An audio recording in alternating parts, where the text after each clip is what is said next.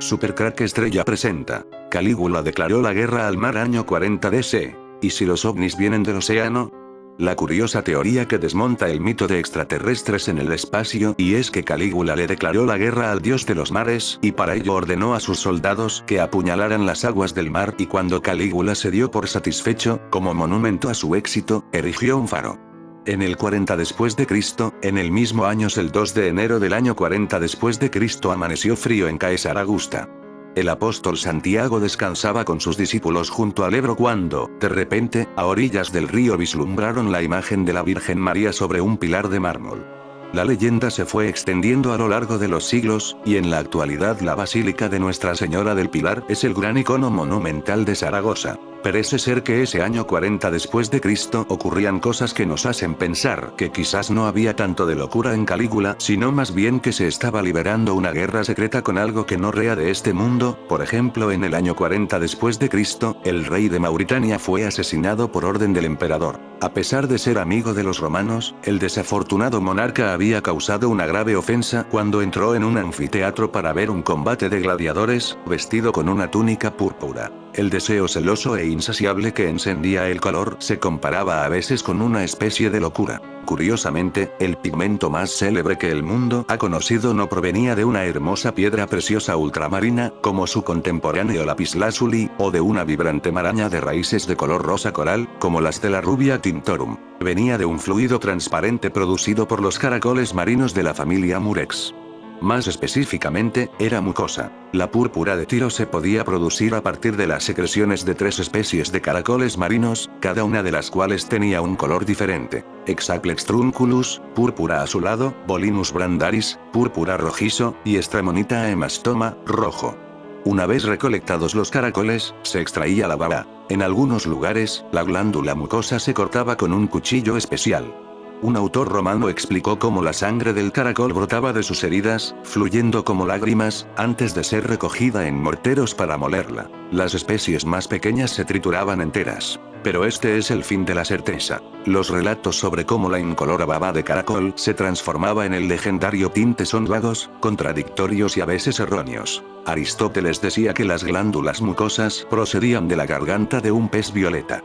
La industria del teñido era muy reservada. Cada fabricante tenía su propia receta y esas fórmulas complejas con varios pasos se guardaban celosamente. El registro más detallado proviene de Plinio, quien explicó el proceso en el siglo I DC. Era más o menos así. Después de aislar las glándulas mucosas, se salaban y se dejaban fermentar durante 3 días.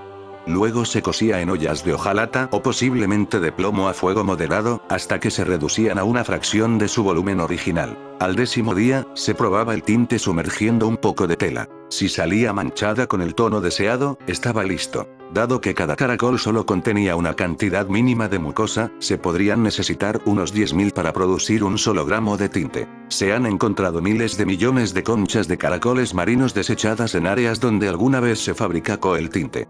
De hecho, la producción de púrpura de Tiro se considera la primera industria química. No es fácil obtener el color, afirma Ioannis Karapanagiotis, profesor de química de la conservación en la Universidad Aristóteles de Tesalónica, en Grecia. El tinte de la púrpura de Tiro, explica, es totalmente diferente a otros, en los que la materia prima ya contiene el pigmento. La mucosa del caracol marino contiene sustancias químicas que pueden convertirse en tintes, pero solo en las condiciones adecuadas. Pero muchos detalles cruciales del proceso se olvidaron hace mucho tiempo.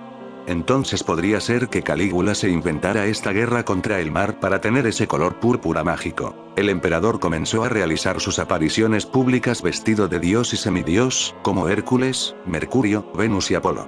Se refería a sí mismo como un dios cuando comparecía ante los senadores, y en ocasiones aparecía en los documentos públicos con el nombre de Júpiter. Se erigió 3 templos a sí mismo. Lo cierto es que Calígula empezó esta guerra contra el mar en el Canal de la Mancha, un lugar donde históricamente se vieron avistamientos de ovnis y donde se dice que hay bases secretas extraterrestres bajo el Canal de la Mancha, así que algo sí que había bajo el mar, como decía Calígula. Se desconoce cómo sabían hace 5.000 años o más que existía Saturno, su explosión y sus anillos. Otra gran prueba de nos antecede una gran civilización superavanzada en la prehistoria, la Atlántida. Es otra prueba irrefutable de algo que hemos venido repitiendo a menudo. Nos precede una alta civilización muy avanzada en la prehistoria, alienígena o de la Atlántida, o ambas cosas, que es lo más probable. No hace falta ser Sherlock Holmes para deducir que si Sumeria es un legado de la Atlántida, sus símbolos deberían venir del continente desaparecido y el culto a Saturno y sus ropajes y símbolos, seguramente también. Cada planeta se asocia a un color, Marte al rojo o Saturno al negro y al marrón. Saturno se asocia también a Acuario y Capricornio, al plomo y es un planeta masculino. Cada planeta se relaciona con una figura geométrica y Saturno corresponde al cubo. Kepler lo fijó de acuerdo a la relación existente entre las distancias de los planetas al Sol y el tiempo de rotación. Lo increíble es cómo sabían esto nuestros antepasados prehistóricos, antes de Kepler. Élite es igual adoradores del demonio. Él quiere decir Dios o normalmente demonio, e it es algo así como conjunto de persona. Todos los nombres hebreos acabados en él son en realidad demonios, como Samael, Rafael. Las élites son el conjunto de demonios de la mafia décimo, que nos controlan y dominan, la mayoría son simples mafiosos y algunos de ellos Illuminati satánicos. En inglés hechizo se dice spell, de él, demonio. La antigua música de esta página se titulaba Adrede y puta spell on you, te he hechizado. Está puesta adrede. Matrix te ha hechizado. La estrella de 6 puntas también se usa en magia blanca. Simboliza la unión de la materia y el espíritu. El culto a Saturno no es bueno ni malo. Es como cuando Hitler usaba la esvástica, que es el símbolo del infinito, pero en sentido negativo. Los mismo hace la mafia décimo Illuminati y los satanistas desde hace milenios, seguir el culto negro a Saturno a su manera. Todo el ocultismo diabólico bebe de Saturno. La famosa invocación satánica de Salomón, empieza así. Aglón, tetragramatón, tetra igual 4, gramatón igual saber. En la Edad Media en la universidad se enseñaban el trivium y el quadrivium, las 3 y 4 ciencias, el 4 de nuevo del culto a Saturno. Los cultos más antiguos de la Tierra que provienen de la Atlántida son a los volcanes, el estelar y el del Sol, típicos de Lemuria y la Atlántida, rodeados de simbología masónica saturnal. Por eso hay un think tank Illuminati que se llaman los Vulcanos, al que pertenece por ejemplo Condoleezza Rice, que ocupaba el anterior cargo de Hillary Clinton. Nunca ponen a nadie casual en cargos tan importantes. Ambas son magas negras. Son también vulcanos. Los Bush, Dick Cheney, Donald Rumsfeld, Colin Powell, Paul Wolfowitz y Richard Armitage. No es raro y significativo que esta gente tenga en cuenta hoy en día un culto desconocido de la Atlántida. ¿No parecen poseer un conocimiento oculto Illuminati? El culto masón y Saturno está en toda nuestra vida cotidiana, judicial, educativa, universitaria, deportiva, las olimpiadas, o política. En el Parlamento se utilizan prácticas masonas, sobre todo en el inglés, que exportó el modelo para disfrazar la prisión social de falsa libertad. Los jueces van de negro y los abogados y llevan el birrete hexagonal y la masa. Hay un banco y varios grados, como el tercer grado. Los templarios iniciaron los bancos en la Edad Media, se llamaban así porque la gente esperaba en un banco a que le dieran el dinero. El azul masón de la aristocracia atlántida. Los jueces se sientan en una trinidad, 3 grados azules. Azul es color masón de Israel, de la ONU y de las estolas del traje universitario. Está relacionado con el culto sexual o extático, por eso los pitufos tienen caras azules, o Shiva o Krishna o algunos santos y dioses. De ahí viene la sangre azul, las élites son superiores, descendientes del sol, con sangre distinta a la nuestra, sangre azul. El azul es color del masón de Hiram Abif, figura legendaria de los masones, que construyó el templo de Salomón y al que asesinaron 3 ladrones y cortaron en trozos. Es el mito de la muerte y renacimiento. El azul también se refiere al culto a la droga extática soma, que al entrar en trance te dejaba la piel azul, lo mismo que con el éxtasis místico. El arqueólogo Henry Bach sostiene que la sangre azul se refiere a la aristocracia de la Atlántida. Hay textos precolombinos con referencias a seres de sangre azul por la carencia de oxígeno en la sangre al vivir en altitud, como Tiahuanaco en Bolivia. Hay referencias a venusinos de este color llegados a los Andes, y con cabeza de cono y orejas grandes. Los guanches se dice tenían la piel olivácea azulada.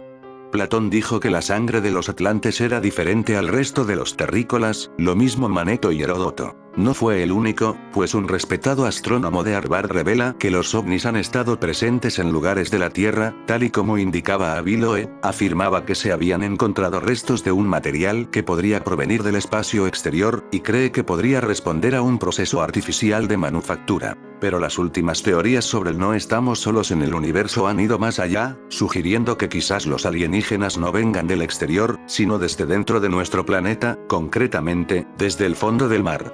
Y es que desde las autoridades estadounidenses avanzaban presencias de observaciones que no pueden identificarse. Y sobre todo, se han incrementado a raíz de esta comparecencia. Así es como lo anunciaban las 4 personas que testificaron hace unos días en la Cámara de Representantes del Congreso de Estados Unidos. Tim Gallaudet, contraalmirante retirado de la Marina de Estados Unidos. Luis Elizondo, exfuncionario del Departamento de Defensa de Estados Unidos. Michael Gold, exadministrador asociado de la NASA para políticas y asociaciones espaciales y miembro del equipo de estudio independiente de UAP de la NASA. Y el periodista Michael Schellenberger. Los 4 hicieron hincapié en que se han descubierto presencias en el océano y que no han identificado qué son. Un ángel en el cielo. En el punto más alto del monte se encuentra el arcángel Saint Michael, una escultura que pesa 820 kilos y mide 3,5 metros. Con su espada, somete con orgullo al dragón del Apocalipsis, que le acecha desde el extremo de la aguja de la abadía. Como curiosidad, la estatua fue pintada en oro y restaurada en 2016, y alcanzó la cima a través de un helicóptero. El mar de Cádiz esconde un gran enigma en su interior, sumergido en aguas de su bahía, en la zona comprendida entre la isla del Trocadero, en el término municipal de Puerto Real, y el Arsenal de la Carraca, en San Fernando, junto al canal de acceso a este enclave, en el llamado Saco de la Bahía. Se trata de un cráter o, más exactamente, de una estructura circular de, aproximadamente, 250 metros de diámetro y unos 25 o 30 de profundidad, junto al cual se encuentran otros 2 pequeños cráteres o estructuras circulares de 50 metros de diámetro cada una, visibles desde el aire y con marea baja, cuyo origen y razón de ser son totalmente desconocidos. Se han dado diversas explicaciones al respecto, ninguna de las cuales terminan por convencer del todo, constituyendo a día de hoy un enigma sin resolver. Entre las hipótesis dadas, se ha dicho que estos cráteres se habrían originado por el impacto de un meteorito en tiempos prehistóricos, pero, a decir verdad, dichas estructuras no parecen responder a la tipología de esta clase de cráteres, como tampoco a la de cráter volcánico, no siendo Cádiz zona volcánica. Ubicación del cráter frente a la Carraca, en San Fernando también se ha dicho que podría tratarse de una cantera u otra construcción de época romana, una explicación poco probable teniendo en cuenta que está sumergida ahí, aunque es cierto que en los últimos 2000 años la configuración de la bahía gaditana ha cambiado y el mar ha elevado su nivel, no lo ha hecho en la medida suficiente como para suponer que en esa época el cráter estuviera en la superficie. Se ha llegado, igualmente, a relacionar estas estructuras circulares con la mítica Atlántida, avanzada civilización de la que ya hablara el filósofo griego Platón, la cual, según algunos estudios, podría haber existido en algún punto del Golfo de Cádiz, como Doñana, pero nada se puede asegurar al respecto. Otra interpretación ofrecida es que el cráter no sería más que una mancha en el fondo marino provocado por una diferencia de vegetación, aunque habría que preguntarse hasta qué punto es posible que unas simples algas puedan agruparse formando esos círculos tan perfectos. Pero la hipótesis más sorprendente de todas es que dichas estructuras podrían ser las compuertas de acceso a una supuesta base extraterrestre secreta existente bajo el subsuelo marino de la bahía. A ello habría contribuido los avistamientos de extrañas luces o esferas luminosas que, a lo largo de los años, diversos testigos afirman haber visto emergiendo o sumergiéndose en estas aguas. Hubo un tiempo, particularmente en los años 70 y 80 del pasado siglo, en que en Cádiz tenían lugar frecuentes avistamientos de ovnis, hecho recogido, en algunos casos, por la prensa local, lo que se llegó a relacionar con esas estructuras circulares. Además de las luces, han ocurrido otros fenómenos extraños en su interior protagonizado por submarinistas que se han sumergido en ellas, como fuertes corrientes submarinas que los desplazaban o arrastraban a varios metros de distancia o, incluso, el impacto de las bombonas de oxígeno con objetos metálicos, según han relatado posteriormente, refiriendo también la existencia de otras extrañas marcas en el fondo marino de la zona. Aplicando el zoom, se aprecia claramente las extrañas estructuras circulares. La existencia del cráter o cráteres se desconocía hasta fecha relativamente reciente, en que su imagen apareció de manera casual en una fotografía aérea realizada por un fotógrafo local en los años 80, aunque la zona ya era conocida de antiguo con el nombre de Poza de Santa Isabel, la cual no figura, por cierto, en las cartas náuticas que se han hecho de la bahía gaditana, a excepción, al parecer, de una realizada por el brigadier Vicente Tofiño en el siglo XVI. Se da la circunstancia histórica de que en este mismo punto tuvo lugar entre los días 9 y 14 de junio de 1808, recién iniciada la Guerra de Independencia Española, un combate naval entre los restos de la escuadra francesa fondeados en estas aguas desde el desastre de Trafalgar unos años antes y fuerzas navales españolas, hecho de armas que se conoce como la Batalla de la Poza de Santa Isabel, que supuso, realmente, la primera derrota de Napoleón en tierras españolas, suceso histórico apenas conocido. Lo cierto es que, como decía al principio, ninguna de las explicaciones ofrecidas resultan convincentes. Lo único que, en mi opinión, parece fuera de toda duda es que estos misteriosos accidentes del relieve submarino gadiano, estructuras circulares o cráteres, no parece obra de la naturaleza, sino más bien un tipo de construcción extraña realizada por constructores y propósitos desconocidos, y basta para ello echar un simple vistazo y comprobar la forma circular perfecta y la disposición que presentan. Cráter, también conocido como Poza de Santa Isabel. Al fondo, Cádiz, placa conmemorativa de la batalla de la Poza de Santa Isabel en Bahía Sur, San Fernando. ¿No cruzarás el océano para expandir la gloria del Imperio Romano? Entonces tendrás tu victoria aquí, sobre Neptuno, y sobre sus aterradoras fuerzas, las conchas del mar o algo así. ¿Podría ser que Calígula ordenó a sus hombres que recogieran conchas marinas como forma de castigo? ¿De humillación? Esto no estaría muy fuera de línea con otros aspectos burlones del carácter de Calígula, como amenazar con convertir a su caballo en cónsul u obligar a un senador que ofreció dar su vida para salvar al emperador para que cumpliera su oferta. Al final, nunca lo sabremos. Pero responde a otra pregunta que plantean las fuentes antiguas. ¿Por qué si Calígula ordenaría la construcción de un faro si no es para planear una invasión en una fecha posterior? Probablemente no sea coincidencia que fue su sucesor, Claudio, quien finalmente conquistó Gran Bretaña en los años 40 DC, terminando un trabajo que Julius Caesar comenzó y el predecesor de Claudius había esperado emular. El emperador Calígula, 37-41 después de Cristo, ha sido considerado uno de los peores de Roma. Durante su corto reinado, el emperador loco, malo y peligroso de conocer causó caos entre la élite romana. Exigió a los senadores que lo adoren como a un dios, descaradamente tomó a sus esposas como concubinas y ordenó las ejecuciones arbitrarias de muchos de los que lo rodeaban. En el caso de su cogobernante, por el delito de ingerir regularmente un antídoto para protegerse del veneno. Tal era el odio de Calígula hacia el Senado que bromeó acerca de convertir a su caballo en cónsul, la oficina más importante de Roma, en lugar de ofrecerle el papel a uno de ellos. Basta decir que Calígula no duró mucho. Apenas 4 años después de su reinado, a la edad de 29 años, el tercer emperador de Roma fue despedazado en su camino hacia la salida del teatro. Asesinado por senadores descontentos bajo el liderazgo del prefecto pretoriano. Todos llevaban quejas personales contra él, no menos el prefecto pretoriano, Cassius Chaere. Aunque ser burlado por su aparente afeminamiento podría hacer que el asesinato sea una ligera reacción exagerada.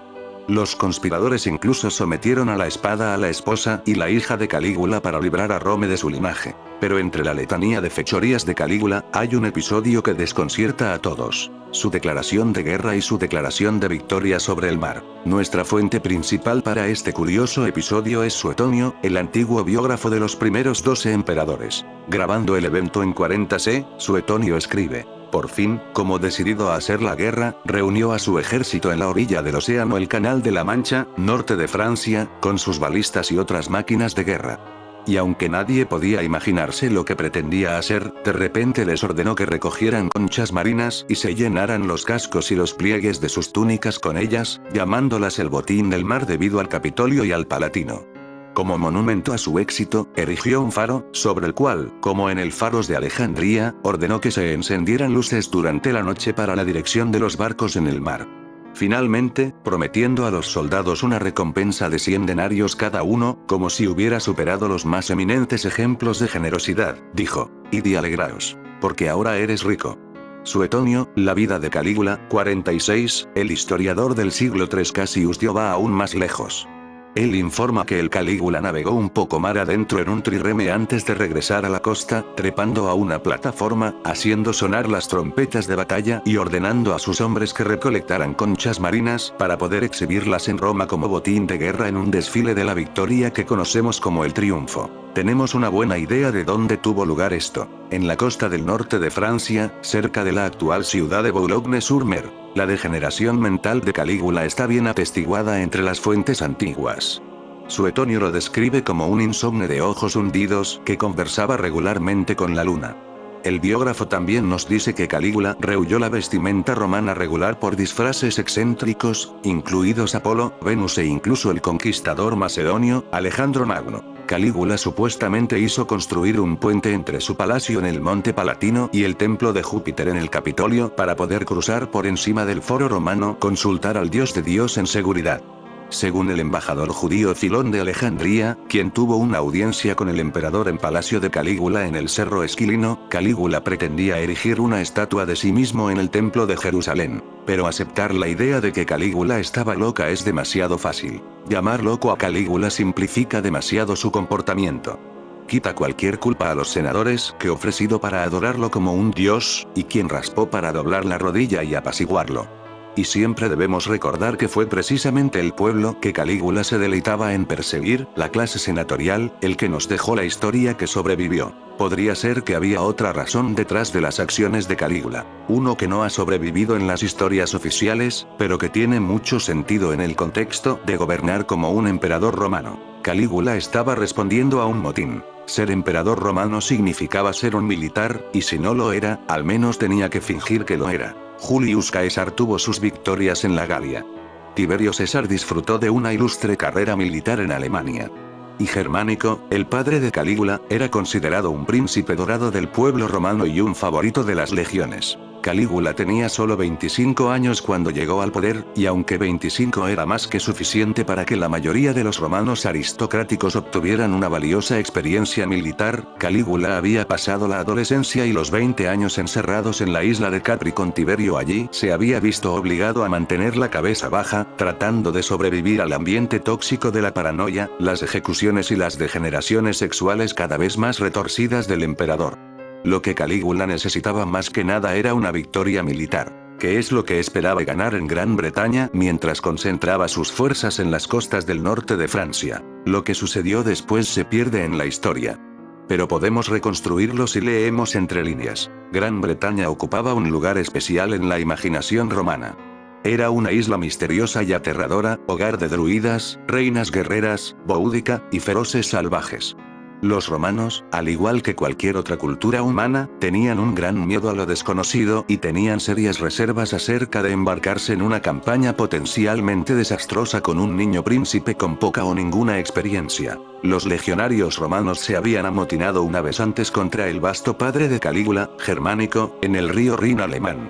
No es difícil imaginar que lo vuelvan a hacer contra su hijo inexperto. Esto podría explicar por qué Calígula declaró la guerra al mar, como un arrebato de sarcasmo enfurecido. ¿No cruzarás el océano para expandir la gloria del imperio romano?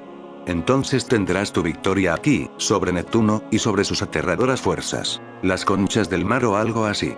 En fin, amigo de Supercrack Estrella, si te gusta mi contenido, dedos arriba y comporta el video para no ser apagado por las élites.